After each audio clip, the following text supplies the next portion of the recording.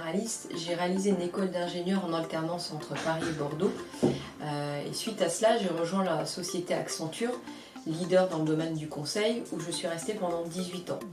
J'ai ainsi pu parfaire mon apprentissage et toute ma formation en passant par différentes activités, le développement, la qualité et le management de projets à échelle croissante.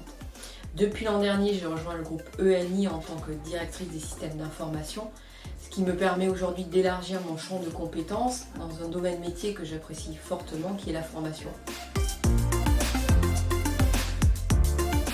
J'ai eu la chance d'évoluer au sein d'une entreprise qui prône la mixité et la diversité et qui était même pionnière sur le sujet. Donc je ne peux pas parler forcément de frein. Par contre, il est vrai que la faible proportion de femmes dans le secteur implique indirectement qu'il faut peut-être faire plus ses preuves pour pouvoir évoluer. Notamment parce qu'une femme se mettra moins en avant qu'un homme sur une réalisation aboutie, mais aussi parce que les congés maternité sont des vraies pauses où l'activité professionnelle doit être relancée au retour.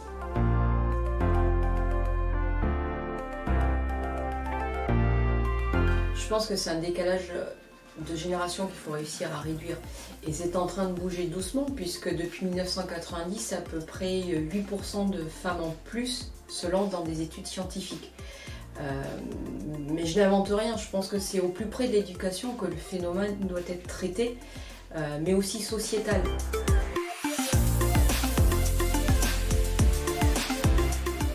Aujourd'hui, de nombreux programmes sont mis en place pour donner l'envie au numérique aux jeunes filles, notamment dans les collèges, mais il est vrai que c'est toujours beaucoup tourné sur la partie développement. Et le numérique, ce n'est pas que du développement. Moi, j'interviens dans les collèges et dans les sessions d'orientation pour présenter mon métier, et on va dire c'est un peu ma pierre à l'édifice pour attirer et motiver les jeunes filles à se lancer dans des carrières scientifiques.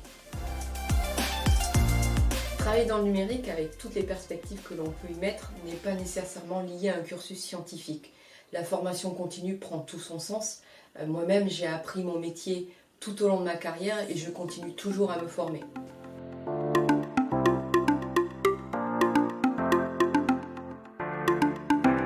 On sait tous que les comportements entre un homme et une femme sont différents dans l'entreprise et je suis convaincue qu'un bon manager doit savoir reconnaître ces différences et savoir les gérer. Les femmes aujourd'hui étant en minorité, c'est peut-être quelque chose qui est plutôt mis de côté aujourd'hui. Je dirais oser se faire confiance et croire en ses capacités et également provoquer les opportunités et ne pas hésiter à les saisir quand elles se présentent.